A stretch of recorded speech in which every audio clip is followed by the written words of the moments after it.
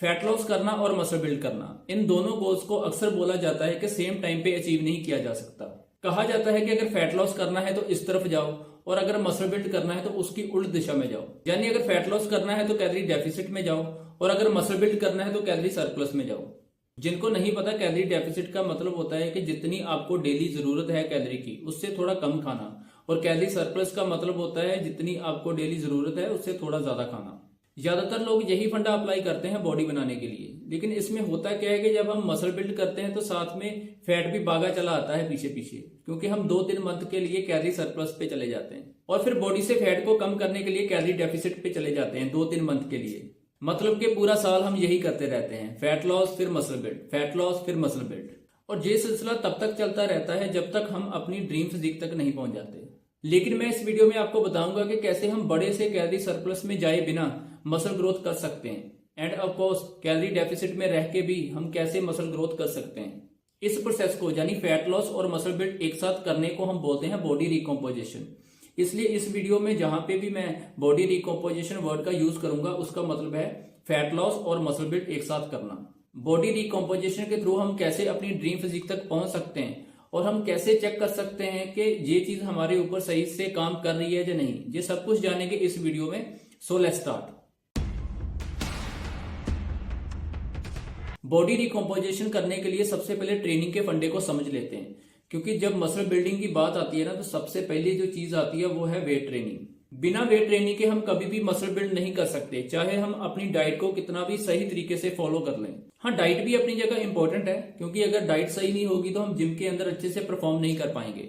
सो इसलिए डाइट के ऊपर भी आएंगे, लेकिन उससे पहले जो ट्रेनिंग वाला पॉइंट है उसको अच्छे से समझ लेते हैं। कैलोरी सरप्लस में रह के अगर आप कोई ऐसा प्लान चूज करते हो जिसमें आप वीक में एक मसल को सिर्फ एक बार ट्रेन करते हो तो आपको अपने मसल में ग्रोथ देखने को मिलती है।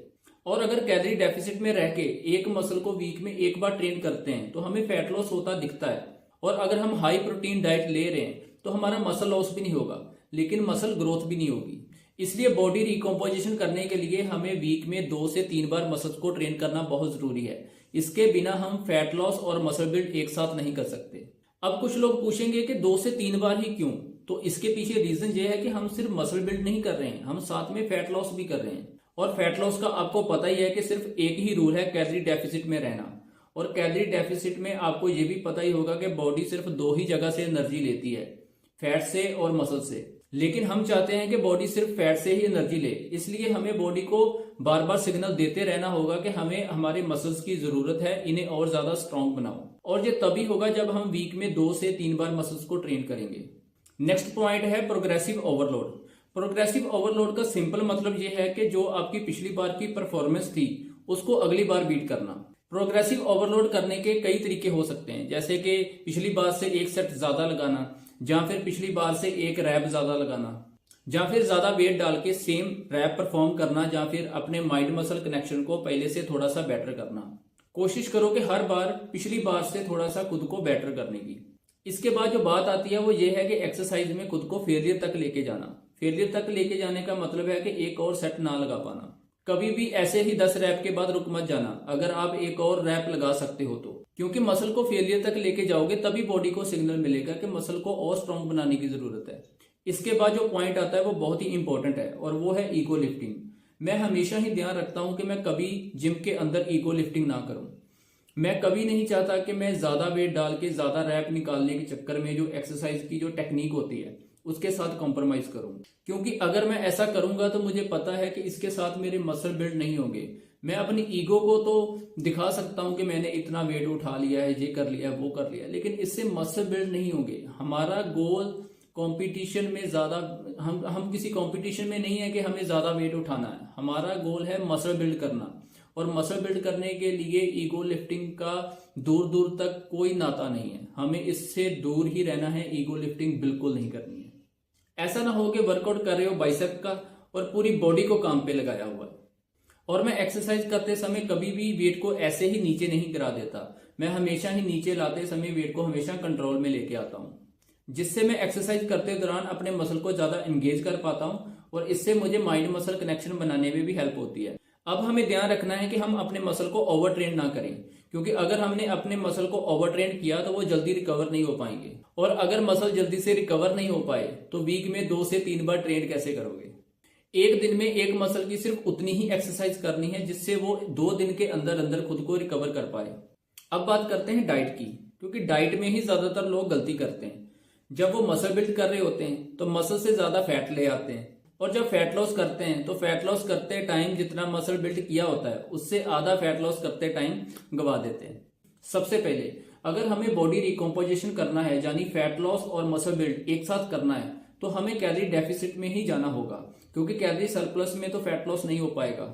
लेकिन कितना कैलोरी डेफिसिट में जाना है? कुछ लोग क्या करते हैं ना, वो 500 से 1000 कैलोरी डेफिसिट में चले जाते हैं। मतलब अगर उनकी डेली की जो नीड है वो 2500 कैलोरीज की है तो वो 15 से 2000 कैलोरी में चले जाते हैं। मतलब इतना बड़ा कैलोरी डेफिसिट क्रिएट कर देते हैं। भाई ऐसा नहीं करना है, इससे मसल लॉस होगा ही होगा। फैट लॉस तो होगा लेकिन साथ में मसल लॉस भी होगा, क्योंकि हम बॉडी से फोर्सफुली फैट लॉस नहीं करवा सकते। बॉडी को सिर्फ एनर्जी चाहिए, चाहे वो फैट से आए चाहे वो मसल से। हम बस वेट ट्रेनिंग करके सिर्फ इतना कर सकते हैं कि बॉडी पहले आपकी फैट से एनर्जी ले, लेकिन जब बॉडी को लगेगा कि नहीं भाई इतनी एनर्जी जो डेफिसिट आपने क्रिएट करा हुआ है, इतनी एनर्जी एक दिन में सिर्फ फैट से नहीं ली जा सकती है, तो उसके बाद फिर आपका मसल लॉस भी होगा। इसलिए सिर्फ उतना ही कैलोरी डेफिसिट में जाओ जिससे आपकी बॉडी के ऊपर ज्यादा प्रेशर क्रिएट ना हो। तो फिर कितना कैलोरी डेफिसिट में जाना है? तो इसका आंसर है 200 से 300 कैलोरी तक आप डेफिसिट में जा सकते हो, इससे ज्यादा नहीं। वो लोग थोड़ा ज्यादा भी जा सकते हैं जिनका जो बॉडी फैट परसेंटेज है वो 20% से ज्यादा है, वो लोग थोड़ा ज्यादा भी क्रिएट कर सकते हैं, जैसे 500 से 600 कैलोरी डेफिसिट में जा सकते हैं। एक बात ना मैं बीच में करना चाहता हूं कि लोग ना डीमोटिवेट भी हो जाते हैं बहुत जल्दी। वो क्या करते हैं ना कि वो बार बार अपना वेट चेक करते रहते हैं, वेट मशीन के ऊपर खलो के अपना वेट चेक करते रहते हैं। लेकिन मैं आपको यहाँ पे एक कमाल की बात बताना चाहता हूँ। आपके साथ ना 2 चीजें हो सकती हैं। पहली ये कि हो सकता है आप 1 मंथ से कैलोरी डेफिसिट में हो लेकिन आपका वेट जरा सा भी कम ना हो, या फिर हो सकता है कि पहले से भी 1-आधा किलो वेट बढ़ जाए। तो इसलिए सिर्फ मशीन के ऊपर खड़े होके, वेट मशीन के ऊपर खड़े होके अपना वेट ही नहीं चेक करते रहना है। आपकी बॉडी के ऊपर जहां पे ज्यादा फैट है वहां पे भी आपको चेक करना है कि वहां से फैट कम हुई है या नहीं, क्योंकि हो सकता है जितना आपने फैट लॉस किया है उतना ही आपने मसल भी बिल्ड किया हो। इसी को तो बॉडी रिकॉम्पोजिशन बोलते हैं। हमें वेट लॉस नहीं करना है, हमें फैट लॉस करना है। और अगर आपको लगता है कि फैट लॉस नहीं हुआ है तो इसका सीधा मतलब है कि आप कैलोरी डेफिसिट में नहीं हो। अब बात करते हैं प्रोटीन की, क्योंकि अगर मसल बिल्ड करने हैं ना तो एक ही ब्रह्म अस्त्र है, वो है प्रोटीन। और भी अस्त्र हैं लेकिन पहले प्रोटीन के बारे में बात कर लेते हैं। सिर्फ मसल बिल्ड करने हैं ना तो थोड़ा कम भी प्रोटीन ले लोगे तो चल जाएगा, क्योंकि आप कैलोरी सरप्लस में होते हो। लेकिन जब फैट लॉस के साथ मसल बिल्ड करने हो तब आपको प्रोटीन तो हाई लेना ही पड़ेगा। अब कितना हाई प्रोटीन रखना है तो ये डिपेंड करता है कि आपकी बॉडी के ऊपर फैट परसेंटेज कितना है। बॉडी फैट परसेंटेज के हिसाब से आपको कितना प्रोटीन लेना है वो मैं यहाँ स्क्रीन पे शो कर दूंगा, आप देख सकते हो। अगर आपने चार्ट अच्छे से देख लिया है तो आपने एक चीज नोटिस किया होगा कि जैसे जैसे आपकी बॉडी से फैट परसेंटेज कम होता जाएगा आपका प्रोटीन का जो इनटेक है वो बढ़ता जाएगा। इसके पीछे रीजन ये है कि जैसे जैसे हमारी बॉडी में फैट परसेंटेज कम होगा तो हमारे मसल के लॉस होने के चांसेस बढ़ जाते हैं, क्योंकि अब बॉडी में फैट परसेंटेज कम है तो बॉडी को एनर्जी कहाँ से मिलेगी, वो कहाँ से एनर्जी लेगी। हम कैलोरी डेफिसिट में हैं तो लगातार उसको अंदर से ही एनर्जी चाहिए, जहां तो वो फैट से लेगी या फिर वो मसल से लेगी। अब फैट तो इतनी है नहीं तो उसको मसल से एनर्जी लेनी पड़ती है, तो उस टाइम पे हमें अपनी बॉडी को स्ट्रॉन्ग सिग्नल देना पड़ता है कि मसल की बहुत जरूरत है। तो इसलिए स्ट्रेंथ ट्रेनिंग के साथ साथ हमें अपने प्रोटीन को और ज्यादा हाई करते रहना पड़ता है, क्योंकि बॉडी को सिग्नल मिलता रहे कि चाहे फैट कम है आपको यहीं से ही एनर्जी लेनी है, मसल से नहीं लेनी है। और इसके साथ ही आपको एक और काम करना है कि अपना जो कैलोरी डेफिसिट आपने क्रिएट करा हुआ है उसको भी कम करते रहना है। मान लो अगर आप पहले 500 कैलोरी डेफिसिट में चल रहे थे, अब 400 पे आ जाओ, उसके बाद 300 पे आ जाओ, क्योंकि जैसे जैसे फैट परसेंटेज कम हो गया है हमने बॉडी को पूरा सिग्नल दिया हुआ है कि फैट से ही एनर्जी लेनी है। तो मैंने जैसे पहले बोला कि हम फोर्सफुली बॉडी को ये नहीं बोल सकते हैं कि तुम्हें सिर्फ फैट से ही एनर्जी लेनी है, हमें उसके हिसाब से अपना जो कैलोरी डेफिसिट है उसको कम करना पड़ेगा। जितनी बॉडी के ऊपर फैट है उसके हिसाब से ही कैलोरी डेफिसिट बनाना है। अगर तो ज्यादा फैट है बॉडी के ऊपर, ज्यादा परसेंटेज में फैट है, तो हम ज्यादा बड़ा कैलोरी डेफिसिट बना सकते हैं। और जब जैसे जैसे कम होती जाएगी वैसे वैसे हमें वो जो डेफिसिट है उसको भी कम करते रहना है। आई होप आपको मेरा ये पॉइंट समझ में आ गया होगा। अब इसके बाद जब आपको लगे कि आपको इससे कम परसेंटेज पे नहीं जाना है, यानी आप 10-12% पे आ गए हो, आपकी बॉडी के ऊपर फैट अब 10-12% की है, इससे नीचे आप नहीं जाना, आपका जो भी गोल है वहां पे पहुंच गए हो, चाहे 10-12% है, चाहे 7-8% है, जो भी आपका गोल है। उसके बाद आपको अपनी मेंटेनेंस कैलोरी के ऊपर आ जाना है, यानी जितनी आपको डेली कैलोरीज की नीड होगी उस टाइम पे उतनी आपको अपनी डाइट से लेनी है। हल्का सा आप कैलोरी सरप्लस में भी जा सकते हो, वो आपके ऊपर है, क्योंकि जैसे जैसे आपके मसल बिल्ड होते रहेंगे आपकी बॉडी का वेट भी थोड़ा थोड़ा बढ़ता रहेगा, और जैसे जैसे आपकी बॉडी का वेट बढ़ेगा वैसे वैसे आपकी जो मेंटेनेंस कैलोरी है वो बढ़ती रहेगी। जैसे 2500 है तो 2600 हो जाएगी, 2700 हो जाएगी, तो थोड़ा सरप्लस में भी हो तो इतनी दिक्कत नहीं है, लेकिन 500 से 1000 कैलोरी सरप्लस में नहीं जाना है। अब कुछ इंपॉर्टेंट बातें शॉर्ट में बता देता हूं, क्योंकि शायद वीडियो थोड़ा सा लेंथी हो गया है। तो सबसे पहली जो चीज है, आपको अपने वाटर इनटेक को सीरियसली लेना है। अगर आप चाहते हो कि आपका प्रोटीन सही से काम करे तो अपने वाटर इनटेक को सीरियसली लेना शुरू कर दो। एक्सरसाइज करते दौरान थोड़ा थोड़ा पानी आपको पीते रहना है, ताकि हमारी बॉडी डिहाइड्रेटेड ना हो, क्योंकि कैलोरी डेफिसिट के ऊपर हो तो बॉडी जब डिहाइड्रेटेड होती है तो मसल के ऊपर बहुत बैड इफेक्ट पड़ता है। ठीक है, तो वाटर इनटेक को सीरियसली लो। ठीक है, एक्सरसाइज करते दौरान भी और पूरे दिन में भी। ठीक है, वाटर इनटेक को बहुत सीरियसली लेके चलना है, बार बार बोल रहा हूँ आपको। और रेस्ट को भी उतनी ही इंपॉर्टेंस दो जितने अपने वर्कआउट को देते हो, क्योंकि जब आप सो रहे होते हो ना तभी आपकी बॉडी आपके मसल को रिपेयर करती है, ताकि जो आप नेक्स्ट डे अपना अच्छे से वर्कआउट परफॉर्म कर पाओ।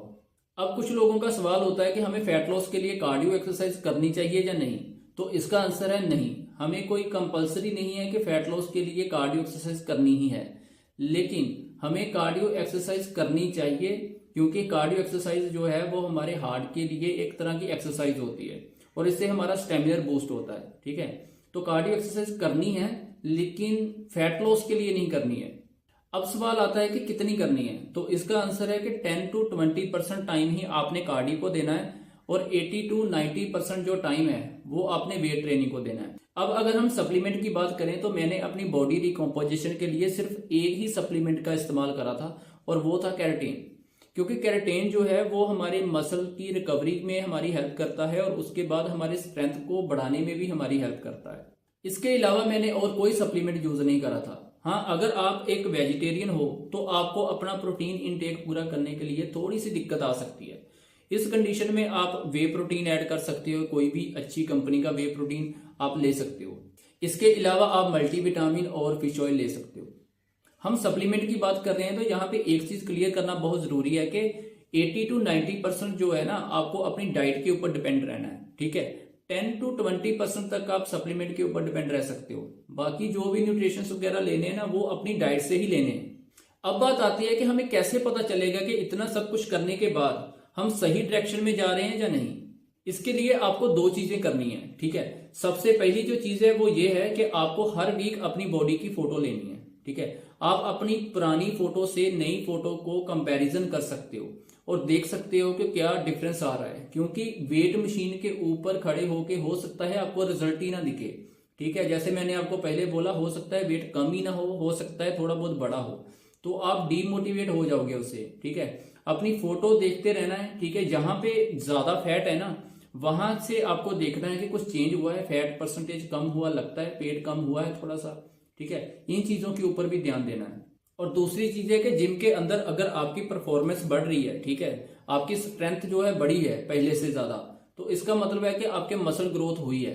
ठीक है, और फैट लॉस हुई है कि नहीं वो चीज मैंने आपको बोल ही दी है कि फोटो लेते रहना है, फोटो से ही आपको आइडिया लगेगा। ठीक है, जहां पे आपकी बॉडी के ऊपर सबसे ज्यादा फैट होगी ना वहीं से सबसे पहले जाएगी। ठीक है, तो आपको ध्यान रखना है, फोटो खींचते रहो, हर वीक फोटो खींचते रहो तो आपको आइडिया लगता रहेगा।